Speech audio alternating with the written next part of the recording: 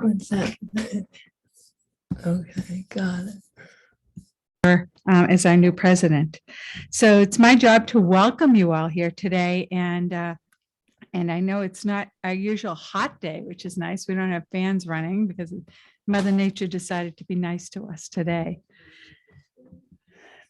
So I want to welcome you all and to tell you a little bit about President Ceballos, who is retiring as president of Framingham State. And as president of IAFSA, I first met President Ceballos and his lovely wife, Jose, when they were presenting me with a Alumni Achievement Award here at Framingham. So today I get to, in a little bit, I get to kind of return the favor and present you with something too. So that's wonderful. But I just want to talk a little bit about him and our relationship with President Ceballos over the last few years as he's been president, as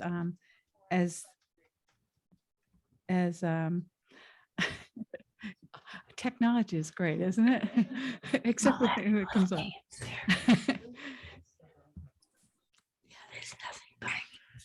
So I'll wait till the technology decides to behave itself over there. But I just want to say that we've been very, very fortunate to have a wonderful relationship with Framingham State and with President Ceballos, because he is one of the people who is generous, kind, and genuine.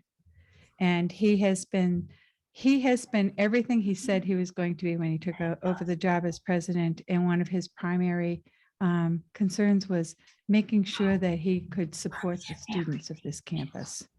And that is so important. And we as alumni, seeing him in the job, have been thrilled by just how much he kept his word with that, and all the wonderful things that he has done here on campus. And so it's really a wonderful thing to have you here, and we wish you well in the future and hope you visit us often. You know, you're always welcome here, both of you, and we miss having you across the street. Although you did go to my hometown, so that's okay. All right. So I have actually an award and that I'd like to present to you if you would come up. And I'm not going to throw it, so don't worry. So of course we have the beautiful memorial garden, the garden on the hill outside, and we are going to be placing this brick, and it says to Javier Ceballos, FSU president and friend of IAFSA. Thank you very much. You don't have to put it in the ground. For you and Jose, we have some libation for you both, because you probably need a drink after you finish all of this. Thank you so much. You're very welcome. Thank you. And now it's my great honor to introduce our president, Heather Lee, and Heather is going to take over the meeting from here. Okay, so. Oh, yeah, You can come over here. I can come over there. Yay. We'll switch spots. All right. Before you step down, you got to stay close. I'd like to say a few words about Mrs. Liscombe, Mary. It's still hard, but I'm getting there. First, I'd like to ask, by a show of hands, how many people are part of IAFSA because of Mary? And I'm sure there's some hands raised on the Zoom as well, because she brings a lot of people together, which is a great trait. And I also want to read a quote from Gandhi. A sign of a good leader is not how many followers you have, but how many leaders you create. You've created many leaders. I've known Mary as long as I can remember. She's one of my mom's dearest friends, and I babysat for her kids. Growing up, I watched Mary and my mom lead countless events, dinners, fairs, and meetings. And when Mary approached me about joining IAFSA, her timing was right. My children were grown, and I was looking to start giving back. The fit was perfect, and I'm thankful. She saw the leader in me that I had put aside for while raising my kids as a single parent. Mary has brought together a tremendous group of volunteers, bringing different strengths, talents, and personalities. Mary assembled a team that I believe will lead IAFSA to continued success and growth. Thank you, Mary, for your years of service on the executive board and as president. As you step down as president, please know you have made a difference. You have created change, and you will continue to be an asset to IAFSA. I will do my best to continue to lead where you left off. Thank you.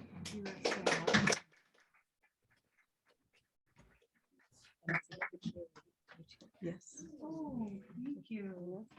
Can you hold it up for Teresa? Teresa. That's beautiful. So we have a whole collection of these cards that we have given out over the years, and it's an honor to receive one. And you've got my favorite color. Gee whiz, how would you know? Thank you very much.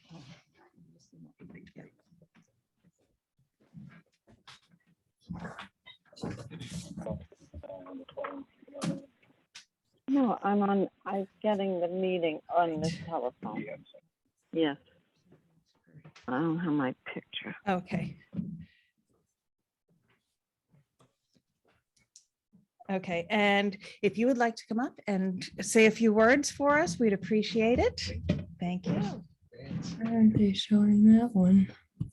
Thank you, Heather. Thank you, Mary. And it's a special day since you are retiring from your position here, and I'm retiring from my position. So we're going out together. So that is. I thought you were coming. I would have stayed at the McCullough Center.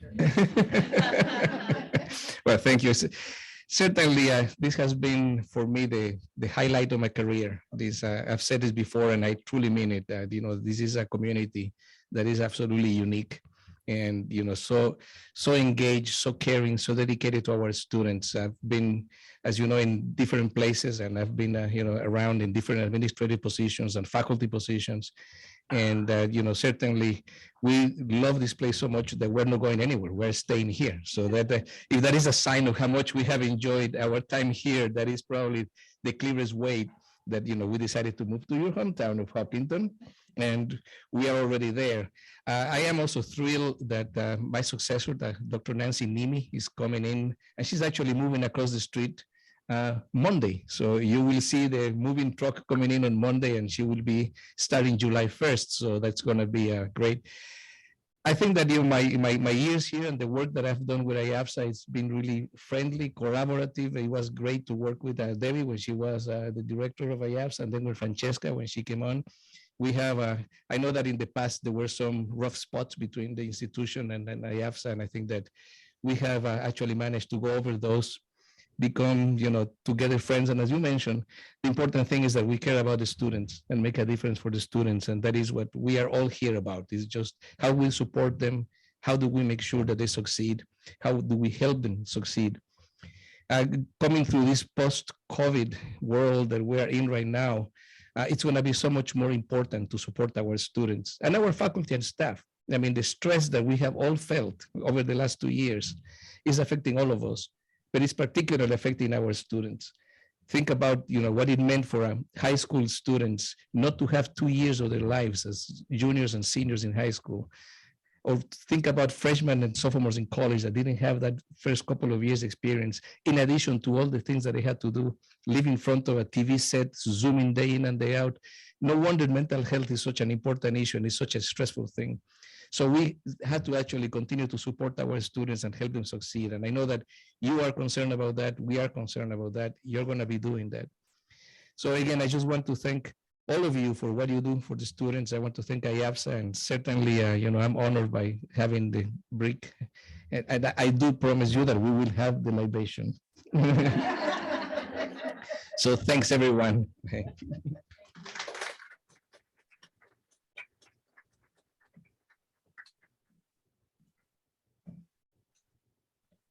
Okay. At this time, we will move on to the changes in the bylaws. I'd like to thank members of the Governance Committee, Pat Berlandi, Kathy Herson, Mary Liscombe, Francesca Harris, for their efforts and work that went in updating the bylaws. Changes made to the bylaws were made with care and thought over the past year. I'm sure everyone has had a chance to read through them. Excuse me. Bylaws were made available online and by request for a paper copy. We will allow a few questions if anybody has any. Is there anything on Zoom?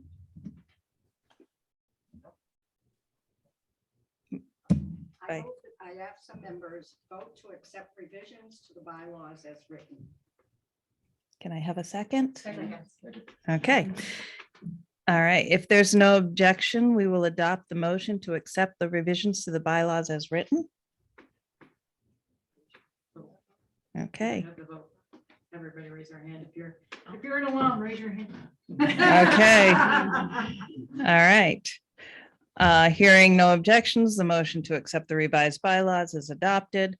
All those in favor say aye. Aye. All those opposed say no. All right. Just, so we are accepting them as is. Hopefully we have a quorum. I'm not sure with the count. Are we good? All right. All right. All right, that. All right. Thank you. We will now hear from our treasurer, Marcia Matero. If you want to come up.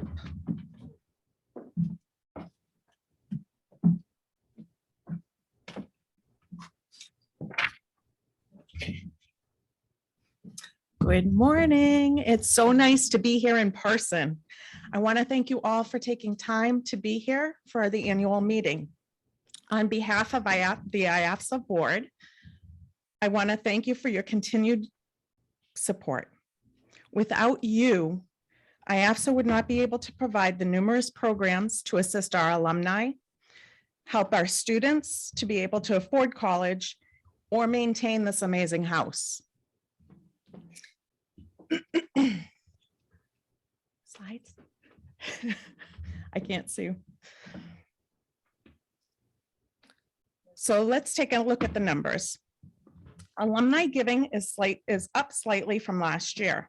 The major increase that you see in the scholarships is due to a setup for a brand new Elizabeth Betty Schmidt Scholarship for students majoring in nutrition. Next. Our staff and office expenses in 2022 are up. And this is due to the addition of one new employee, as well as some much needed technology updates. And if any of you have money in the stock market, you know it's taken a hit this year. The same is true for our holdings. And although our funds are down, I'm happy to report it's less than $300,000. Now, on our last slide, I wanted to show you the ways that IAFSA has supported our alumni in 2022. We provided students with $87,207 in scholarships and awards. We've provided $15,736 in assistance to our alumni in need. And we've provided $2,000 in loans to our alumni. None of this would have been possible without your support. So I want to thank you again for your continued support. And now I would like to introduce Kathy Herson, and she's going to talk to us about the Amelia Davis funds.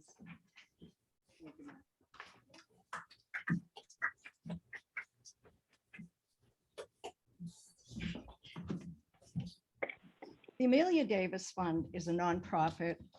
Oh, sorry.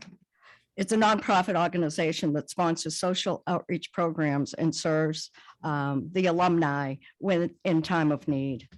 Donations are managed under the direction of the treasurer of IAFSA. Donors' generosity provides financial aid to alumni and such care as healthcare, home heating, food, and other crucial expenses. 6 of our alumni received help this year, direct assistance, financial assistance. Volunteers sent 3,200 holiday cards to alumni who celebrated their 50th reunion. And pen pals continuously, faithfully write to some of our alumni who are alone or a nursing home in need of a friendly contact. This year, the trustees started a new initiative to expand the outreach program. A resource page will be added to IAFSA Amelia Davis site for alumni needing information on how to access federal, state, and local programs. Information packets will also be available at our Alumni House for distribution. Kathy Furbish, Carol Salvi, Susan Conway, Allison Goddard, and IAFSA's president, past president, Mary Liscombe, and President Heather Lee, Treasurer Marsha Matero, and Director of Administration, Francesca Cerruti Harris and Joanne Salvi, are all members of this planning committee. I'd like to thank everyone for their generosity for this philanthropy, and those who are involved in the restructuring for their dedication and time. Thank you. Now Lorraine Lennon will now give us an update on the Ellen Hyde Fund.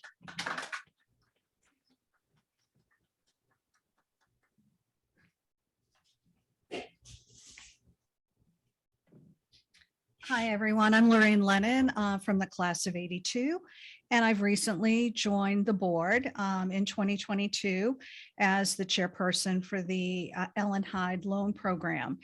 And I'm trying to rally the troops to get our committee more formalized. We've had a Zoom meeting this year to talk about the bylaws and what we can do for outreach. What I'm finding is that there's not a lot of understanding that this loan program exists for Framingham State students. So one of the goals this year is to do more outreach, more publications. We're looking into even just the billboard across the street of what it would take to publicize the offerings of IAFSA, in particular the Ellen Hyde Loan Program. We have had we have a healthy bank balance between our Mellon account and our Middlesex Savings checking account, which is nice. So we need to be out spending that money and helping the students of Framingham State. And I hope to work through that this year, rallying the committee. We're going to update our bylaws and just make some small changes to those bylaws just to update them with the latest jargon of, the 2000s, and bring everybody up to speed as to what this program is all about. Always looking for help on the committee. So if anyone wants to volunteer, we're trying to meet once a quarter and just generate that interest. So thank you for your time. Thank you for accepting me as a new member of the board. I appreciate the assistance, and I'm looking forward to working with the various committees on this board. Looking to, I plant daffodils each year. So as you look along the wall in the spring, you'll see increases in the flower capacity, something I've enjoyed doing. And as a volunteer for the house cleanup, that's how I got involved with the board. So lots of opportunities to volunteer if you're so inclined, and I appreciate it. I've been enjoying my experience for the past 6-7 months. So thank you for your time.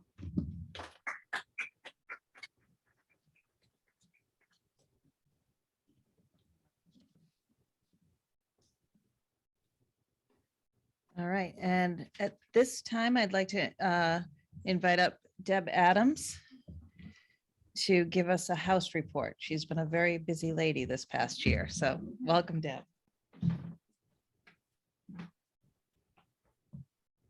Thank you, Heather.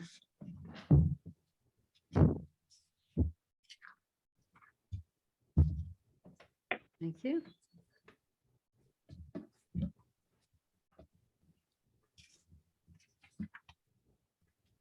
Good morning. I'm Deb Stewart Adams, class of 1969, and the House Chair. My committee is Mary Liscombe, Ann Ferrari Greenberg, Heather Lee, and Francesca, our director. In the spring issue of the Echo newsletter, I hope you've read about the numerous improvements and repairs we have made to the historic Alumni House headquarters. Please let us know if you haven't received the Echo newsletter or a classmate, and we will update our mailing list. Many Alumni House committees and directors worked hard to conserve and maintain the house since our purchase in 1971, and some of them are here with us today. They dedicated time and energy to sustain the symbol of our legacy, and you have donated to show your support of their efforts. Thank you for your loyal contributions. On the donation slip, when you selected the house fund, we carefully used your donation, whether it went to an hour of a carpenter's time or the purchase of a dehumidifier for the storage of yearbooks. And today I'll be showing you some of the projects you funded. Someone said to me last year that I should have taken before and after pictures, so I then started. The images you will see are only a few of the accomplishments from this year, but they do include phase 1 of the stucco rehabilitation. 2 sides of the building are now finished.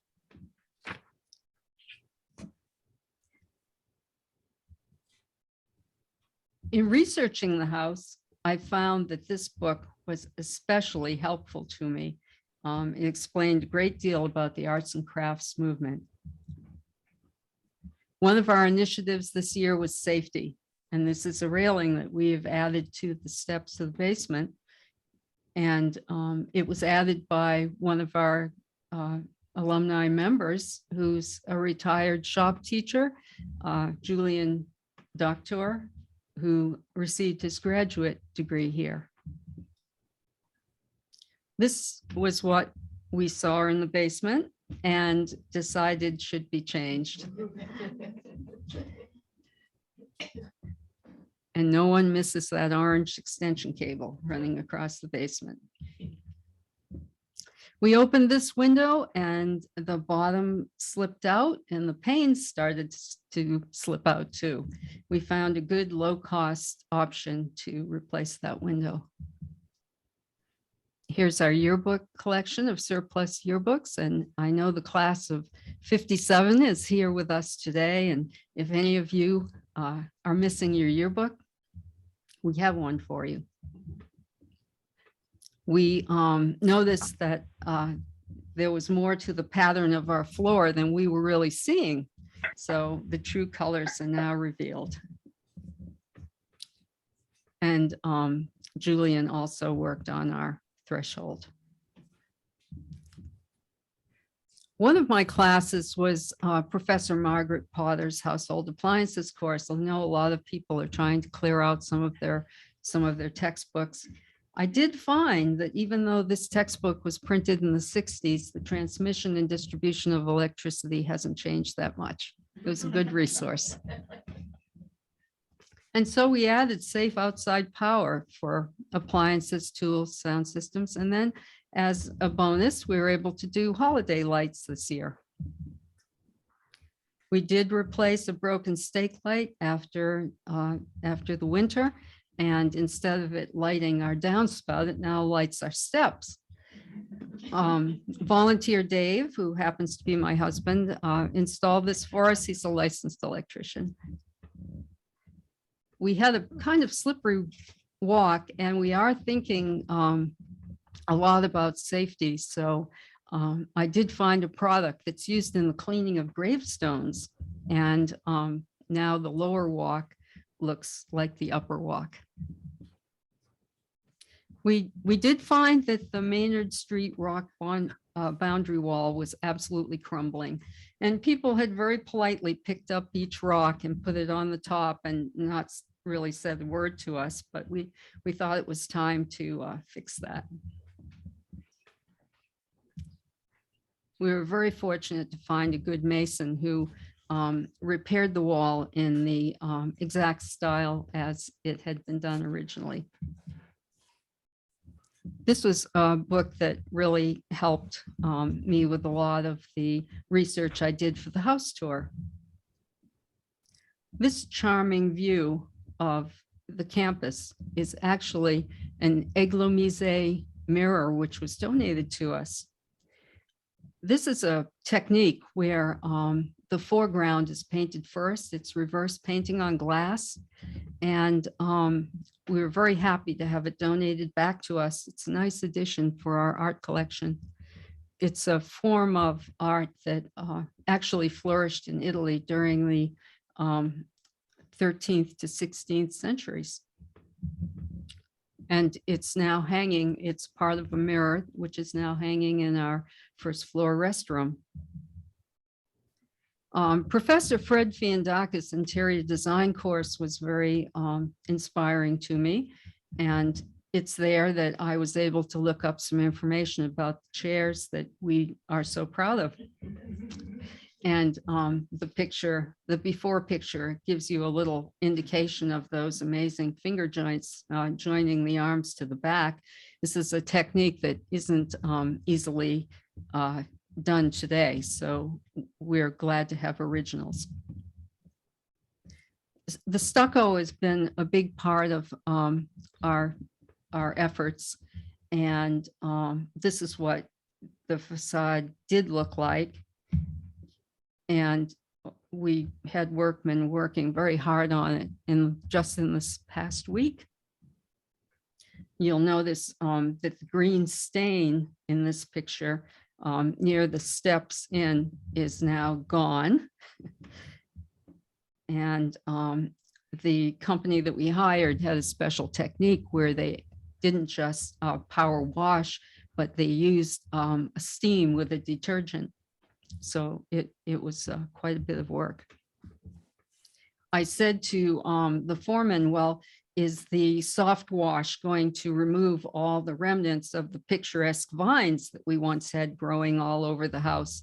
And he said, if it didn't, they would pick them out. And that's what they did.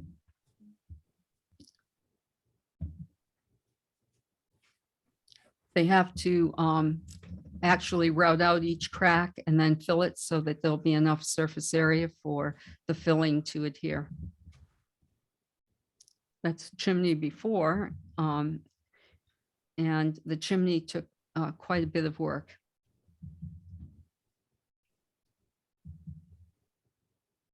They were very nice about protecting our grounds. We're very proud of our grounds, and I did stipulate that they use the plywood, and it worked out very nicely.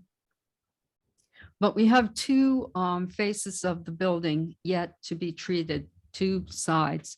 And as we move toward that, we are monitoring any ceiling stains we have to try to really understand the root of the problem. But in this chaotic world, there are these moments of unexpected beauty.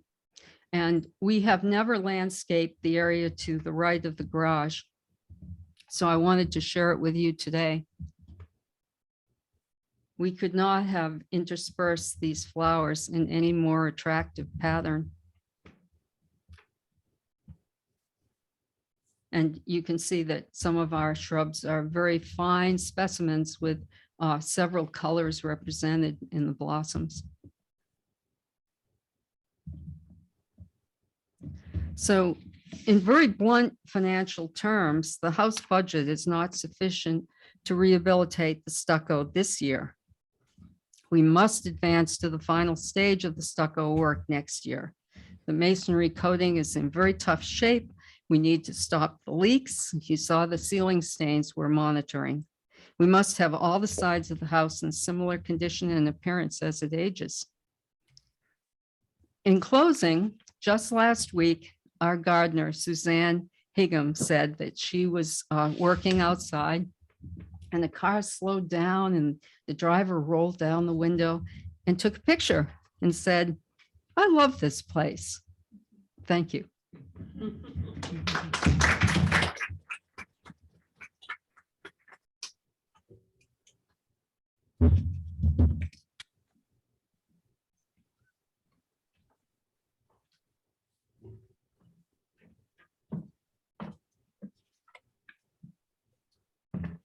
Hi, everyone. My name is Francesca Cerruti Harris, and I am the Executive Director of IAFSA. And I'll give you a report about the past year. First off, thank you so much for being here. To everybody who made it in person, and especially the folks who are watching us from home, thank you for tuning in. We've had a full year of students on campus who thought that we would still be having these lingering pandemic issues. Face masks are now the norm. I have mine right here. Hand sanitizer is just kind of part of our office budget now. After the past few years, we really wanted to have a theme to express moving forward. Together We Bloom represents a fresh beginning after a difficult time and also a restarting of things that we missed. A few new things. Our staff has grown, as was mentioned. Our longtime part-time person, Colleen Maxfield, left us last June, and we have two new employees, Teresa Paliuca, class of 1991, and Joanne Schivani, class of 2006. They have both brought a level of professionalism to our office and also a welcoming spirit to our volunteers and interns. And I thank them both. They're both here today running around, so I hope you say hello. Another new project this fall, we decided we couldn't safely have our scholarship reception. The idea of making a video instead grew into a semester-long project for senior comm arts major Ryan Fecteau. Board members pitched in as talent, and we uploaded our scholarship recognition video to our YouTube channel. The students received recognition and forwarded it to friends and family. Last count, it had 446 views, which I thought was pretty good. And this one falls under trying something new. This spring, IAFSA was selected to be the focus of the branding and logo class in the FSU design department. We gave the students a tour of Alumni House and a presentation about what IAFSA is and does. The class then went to work researching design trends and coming up with ideas for a new logo. The board is planning a retreat to discuss possibilities, and some of their proposed ideas, is it still upstairs? Is in the library, if you want to check out what the students did. In 2021, we also dived into our new website, which I promised when I was here last year. It is up. It has the same address, which is www.alumnihouse.org. I hope you will take a look. We are updating it much more regularly. It looks really good. And that site was produced by alumni-owned Smash Star Media, and they are the architect and host. For things we missed and we got back, we are especially grateful to have our alumni volunteers back in person. Not that I didn't enjoy making packets for them to take home and do work, or dragging buttons out to the front porch so they could sort them by color. That was great, but having the house buzzing with activity is a lot more fun. Our Monday morning ladies are back doing filing, shredding, and putting their penmanship skills to use. Our Thursday volunteers include our two archivists, Pat Berlandy and Michael Conway, and our office support person, Susan Conway. Thank you. I know Pat is here. If you have time to give as an alumni, you are welcome to join us. Please contact the IAFSA office or check out our website. That new website has a volunteer page. This year, we also brought back a few hybrid events for coffee and conversations. We welcome Dr. Robert Krim, who spoke about his book, Boston Made, From Revolution to Robotics, Innovations That Changed the World. Framingham State is mentioned twice in the book, once for being the first normal school, and also for Ruth Wakefield's famous chocolate chip cookie. We have a copy in the library if you want to check it out, an autographed copy. Our other coffee and conversations was a tour of Alumni House. House committee members stationed in different rooms gave detailed information about the house and its furnishings. We'll be offering the tours today, if you care to stay, at 1 and 2 p.m. Special thanks to Karen Lisseau Leduc, class of 1978, who started the Coffee and Conversation series and is stepping down this year. Now I'm going to shift back to something new but it was started a couple of years ago, so it's kind of in between. This year, we are introducing the Elizabeth Betty Schmidt Scholarship for Nutrition Majors. Betty was a longtime IAFSA volunteer and a proud member of the class of 1955. She worked with past IAFSA director Marilyn Manzella to draft the guidelines for the scholarship in her name. After her passing last year, IAFSA was contacted by her family about her wishes. We recently received a check from her estate with part of the proceeds from the sale of her house going to fund her scholarship. We will be awarding at least one, hopefully two, new Betty Schmidt scholarships this year. In closing, I would like to thank all of you for your ongoing support. Without the nurturing of alumni, IAFSA would wither. You all help us grow. I'm going to say it. I'm going to cry. Together we bloom. Thank you.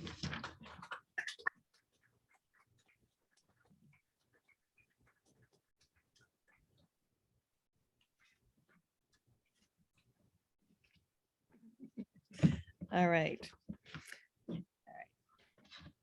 Thank you to everyone. I appreciate all of the work that the chair people have put into their committees.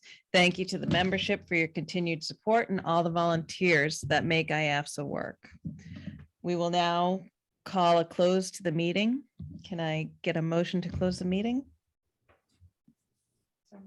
So moved. Second. All right, so this will bring a close to our business meeting. And now we're going to move on to some awards that we would like to present today. And I'll have Francesca come back up. She didn't go too far to present the Gloria Award.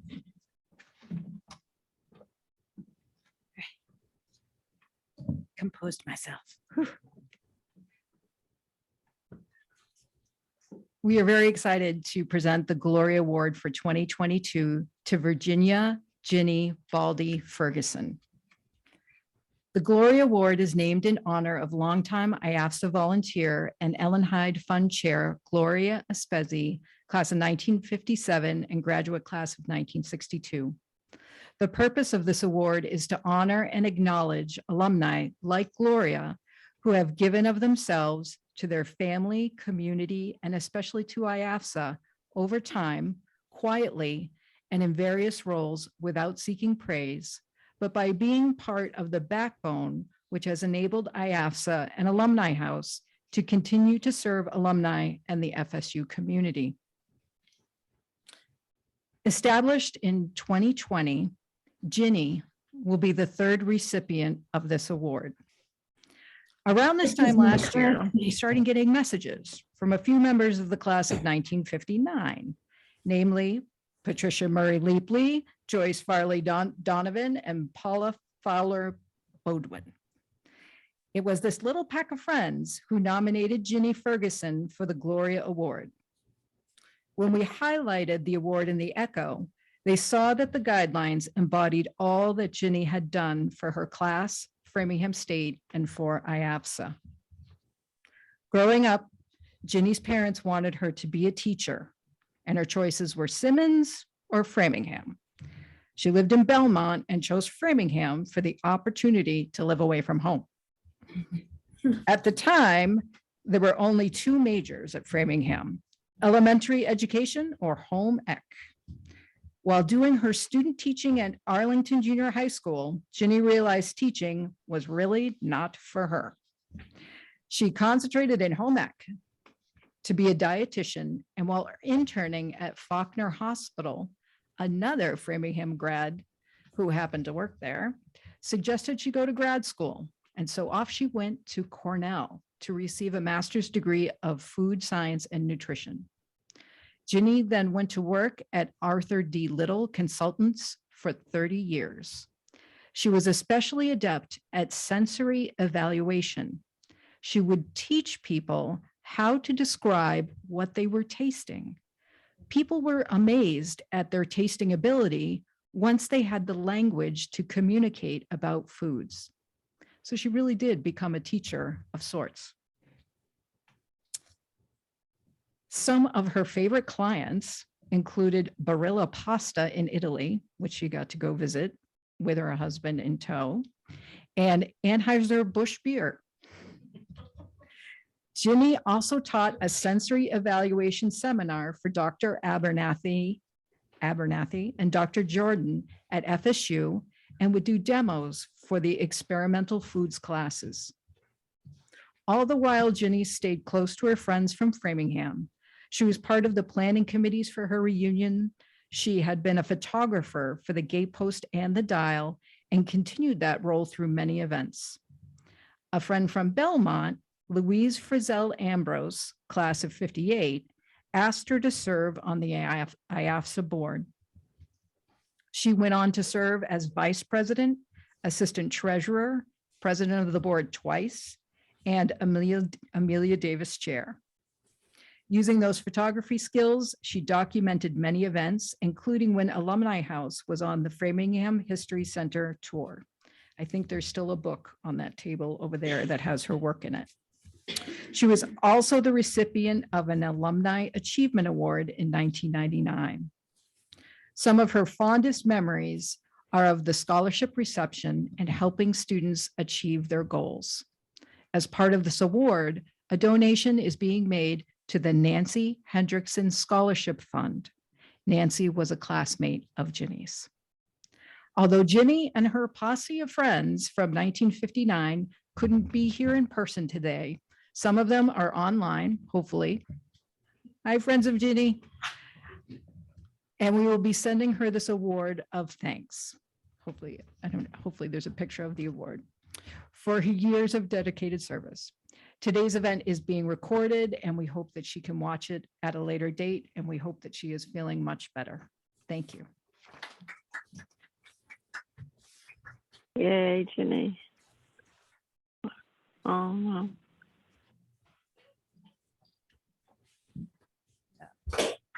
The next award is the Touch the Future Award. This award honors teachers who teach teachers. It was established by Debbie Reagan Cleveland, class of 73, in honor of her father, a coach, a teacher, and guidance counselor. Those eligible have provided a framework for those who will teach advanced knowledge in their subject and provided inspiration and lasting motivation to students and/or associates. It is my honor to welcome Deb Cleveland to present the 2022 Touch the Future Award. Deb, welcome.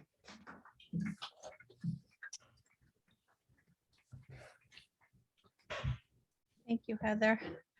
Good morning, everybody. This is the 11th year of the Touch the Future Award. Well, little did I know when I created this award how many wonderful educators that IAFSA would honor, and all the friends I would make as well. I urge you who are here and who are listening to consider establishing an award or scholarship through IAFSA. Well, it is a gift that keeps on giving, and in so many multiple ways.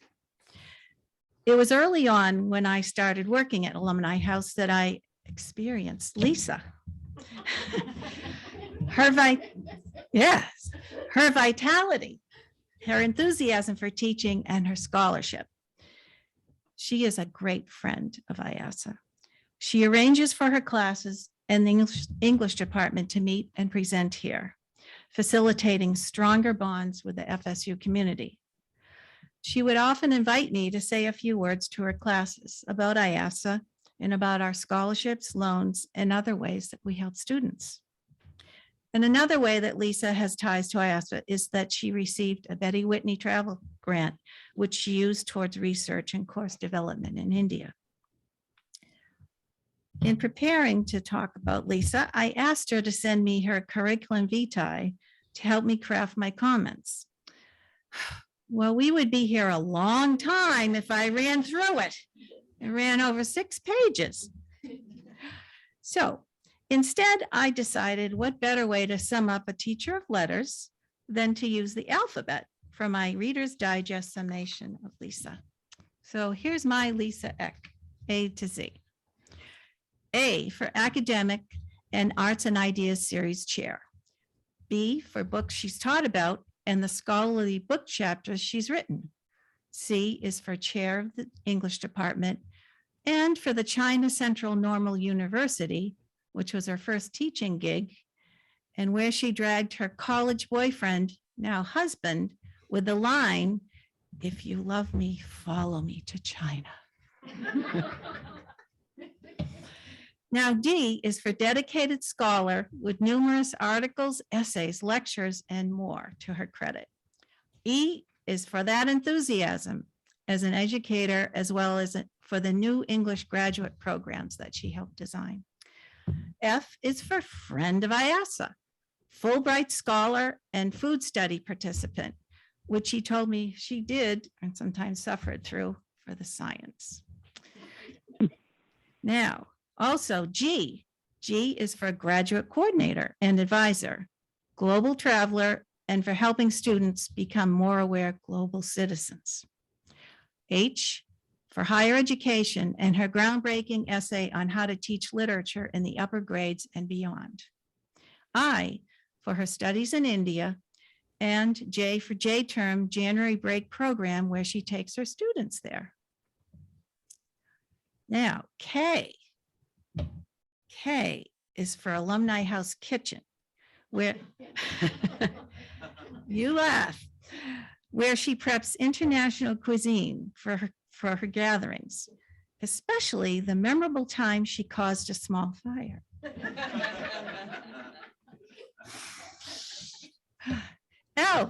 L is for instilling the love of literature in her students. M, modern literature, her major field. N, that she never sits on her many laurels, always researching, presenting, organizing, writing. O, organizer of student trips, panels, faculty seminars, and retreats. P, for receiving FSU's Phenomenal Women Award. Q, her quality of scholarship. R, being a peer reviewer of scholarly publications and a role model. S, for student teacher supervisor for 16 plus years, right? Oof. T, of course, for teaching, but not only students, but also assisting new faculty and colleagues to be the best teachers that they can, especially during the pandemic. U, for the universal themes she studies and teaches. V, her vitality and being a visiting professor at several universities. W, of course, world traveler, and W, writer. X, I cheat here, her excitement about literature. Y, her youthful outlook, and Z for her zeal and zest for teaching. So that's it, Lisa A to Z. So now to talk a little bit about, just a little more. In so many ways and levels, Lisa has touched thousands of futures, not only in the classroom, but through her leadership, scholarship, and by example. Very fittingly, Lisa's name will be added to the other sterling educators on the Touch the Future plaque. And this award includes a donation in the recipient's honor. And Lisa has directed that the donation be given to the Julia Scandrett Scholarship, which is given each year to a promising future English teacher. So before we present Lisa with the award, I'd like to invite Lisa's longtime colleague, Dr. Desmond McCarthy, an alum, class of '81, and also a Touch the Future recipient, to just contribute a few thoughts, Lisa.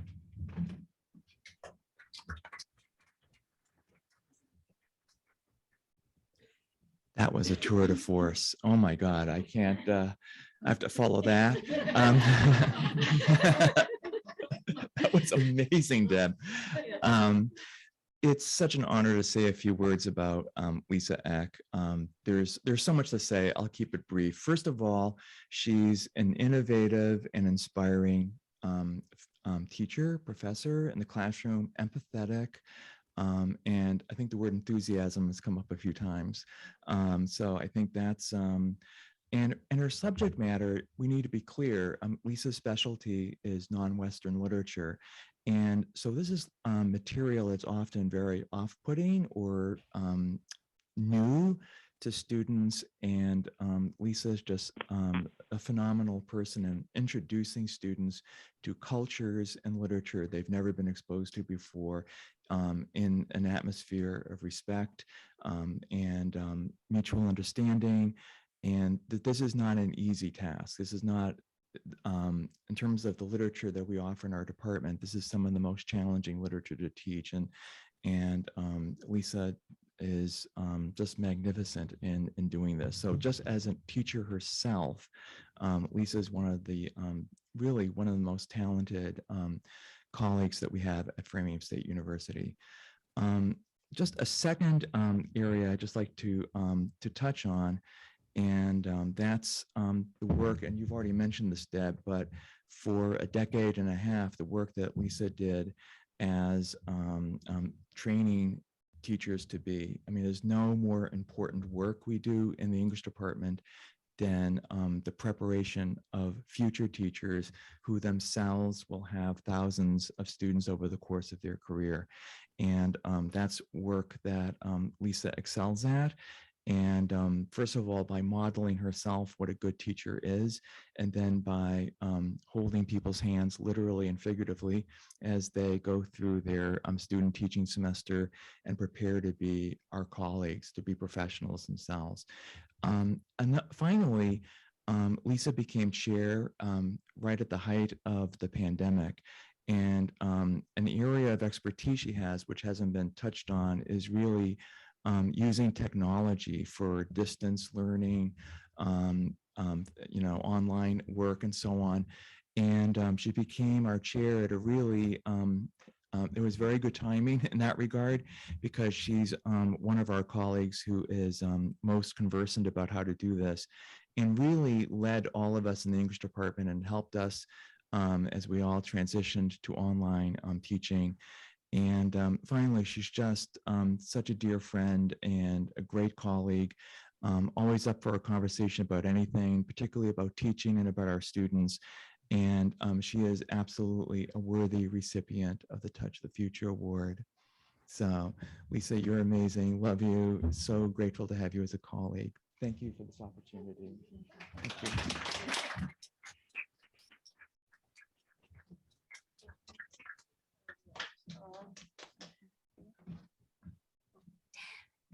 A for creativity. Oh, Yeah.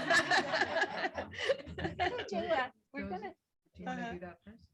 Those are, that's for honorary membership. Okay. and the trustee award. Okay. We'll do a photo op and then we'll let you Go say- forward. Yes. Okay. Okay. How about that? Yeah. One at a time. We'll Okay. hand that off. All right, how Oh, about it's that? beautiful.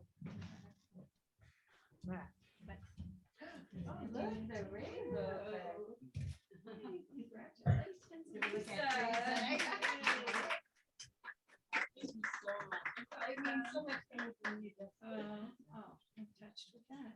I won't touch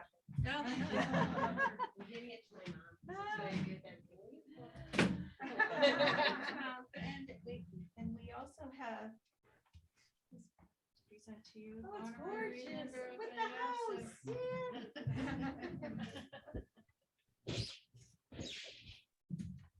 Love it. This I'm giving to Isaac and Fiona today.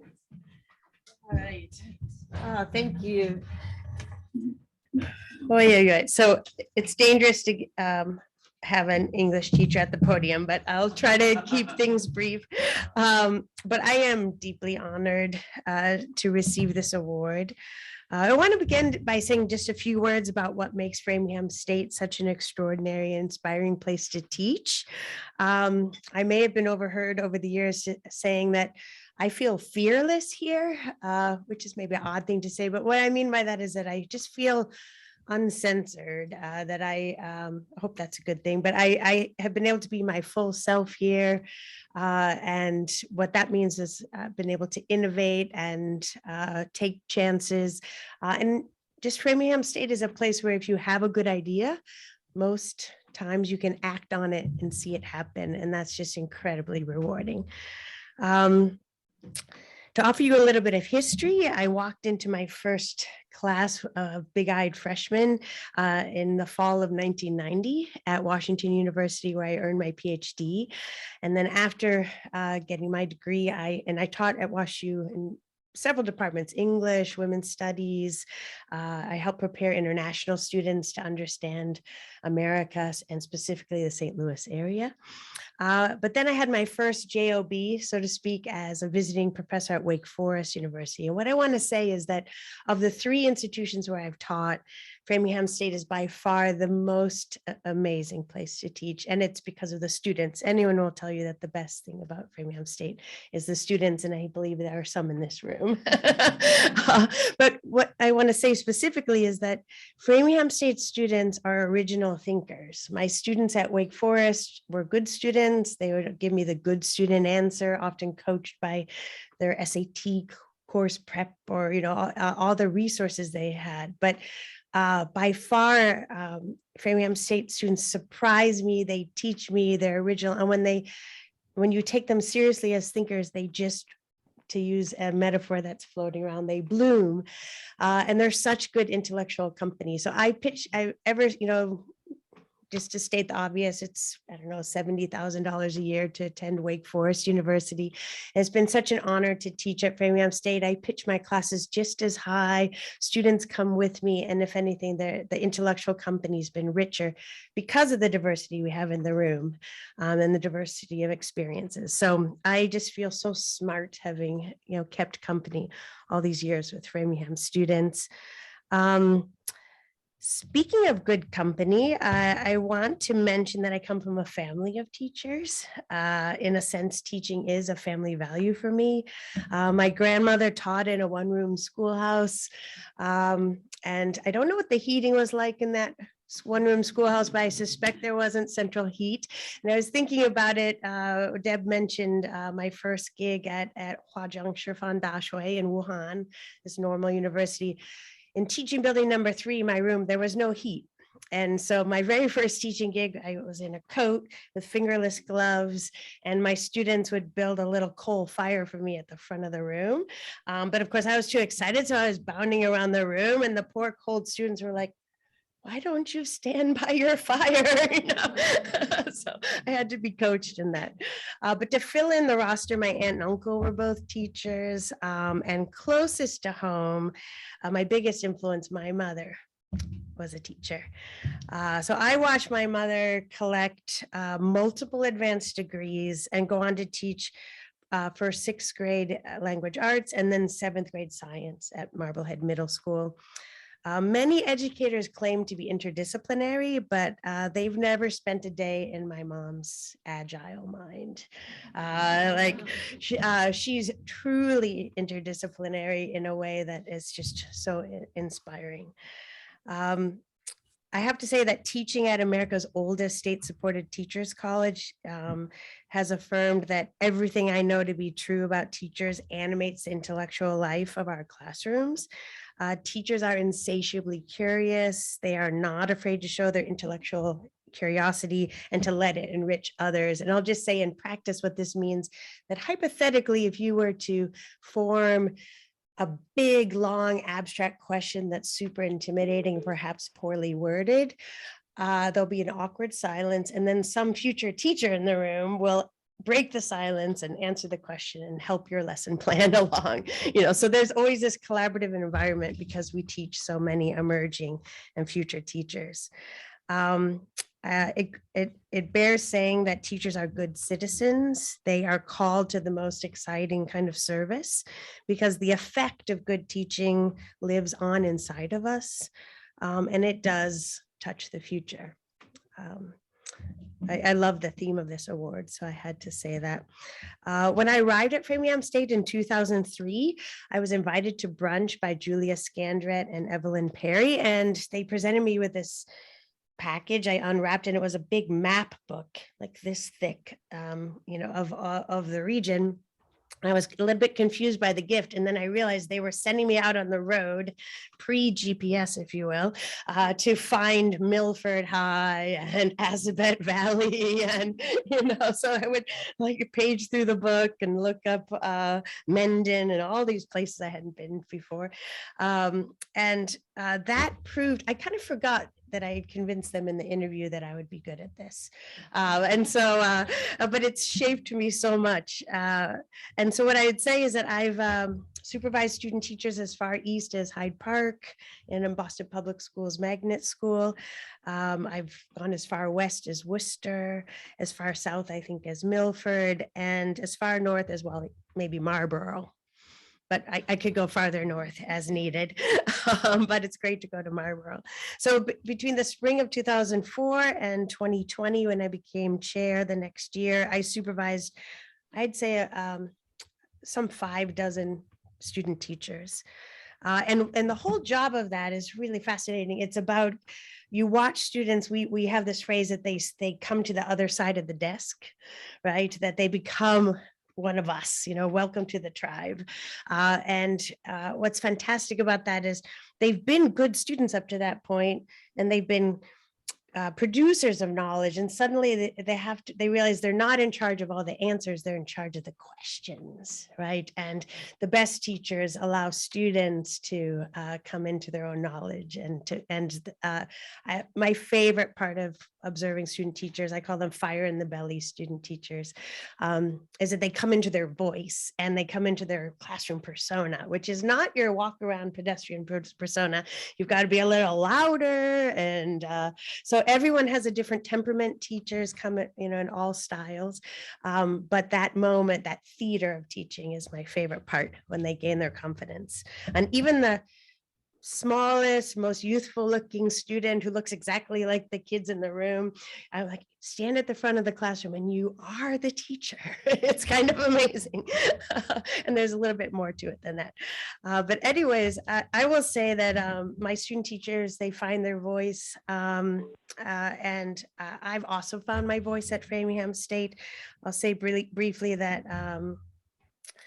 my scholarships took this interesting turn after my dissertation, I think because of this environment. I've written a lot about pedagogy, and one article I'm particularly proud of was published in College English. It's called The Nervous Conditions of Cross-Cultural Learning, and it's inspired by teaching a Zimbabwean novel to my Framingham State students and what we learned together. And out of that, I came up with a 3-part pedagogy. If you'll let me share it with you, I'd like to do that.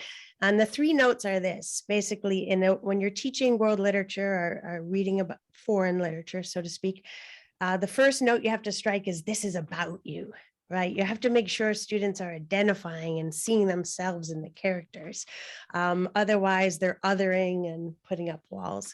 So like, this is about you. So we always, in this particular novel, it's the story of an education of a young Rhodesian girl, and we look at what they have in common with their effort to get an education and her effort to get an education. So that's where actually the working class background of some of my students gave them this really interesting foundation to relate to this Rhodesian girl.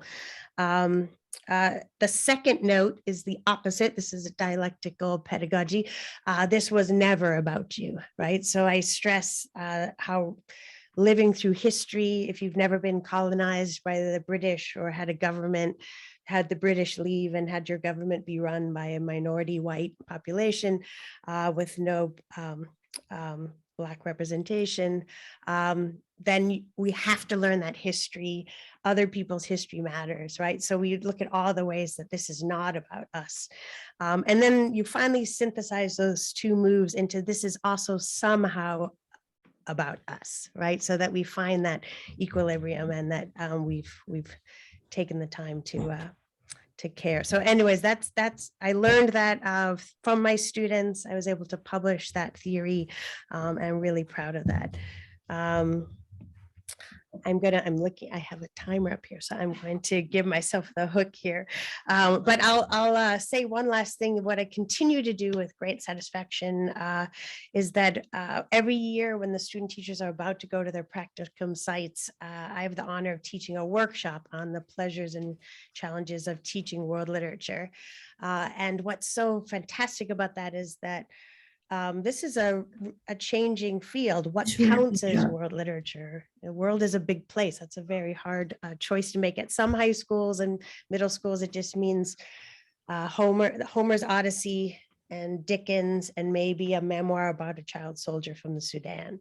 You know, so you can see kind of the disparate way in which what do we do with that? Those are all worthwhile texts, but what I'm so excited about is that our teachers from Framingham State go into schools. They're the ones by next year, 5 years from now, are ordering the books and influencing the curriculum and helping us to go global, and also to address that and to create mirrors and windows in our pedagogy for the students in the room with an increasingly diverse population in Massachusetts, which is an incredible opportunity for all. So, so anyways, that's the long game that I hope to affect by inspiring those teachers.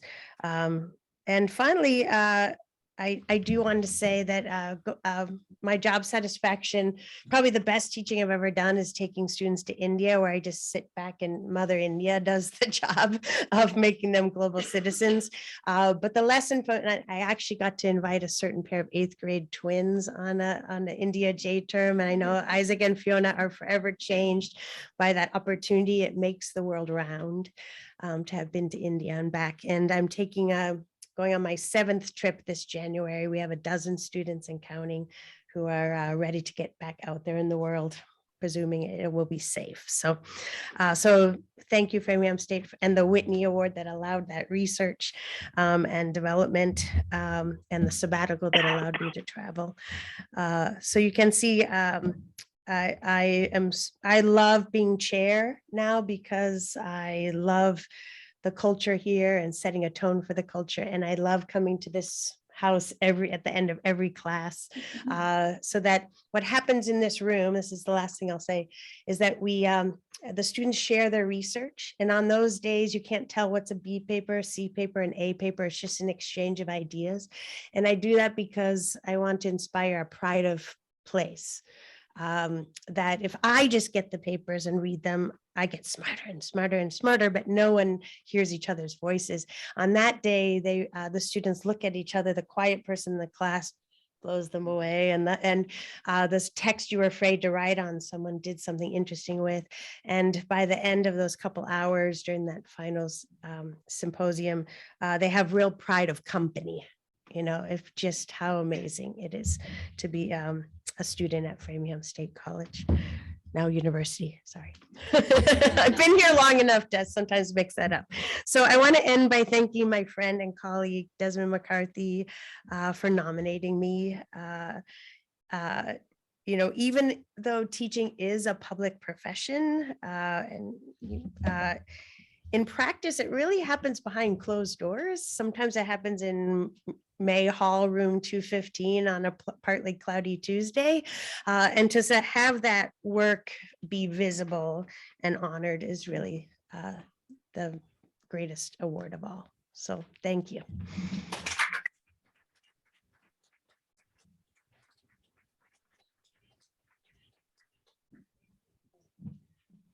That's a hard act to follow. So I'm going to close our gathering. I thank you all for coming to the annual IAFSA meeting. I invite you to stay for some refreshments, visit with alumni, visit with faculty that's here, check out the work that's been done on the house. Find Deb Adams if you have a question about anything in this house, she can tell you. Buy lots of raffle tickets and enjoy the day. Thank you so much for coming.